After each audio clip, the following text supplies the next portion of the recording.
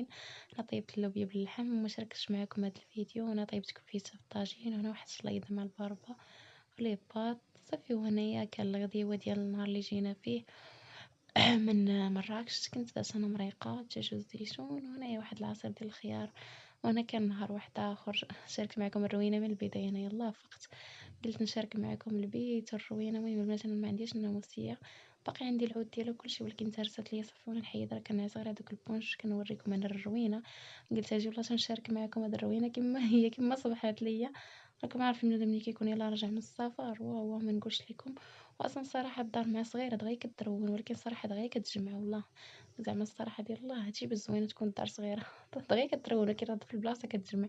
هنايا صافي كنوريكم انا البيت اللي كنجلسو فيه تا هو مرون. حيدت هادوك الطابيات قلت غنضربها بواحد السيقة.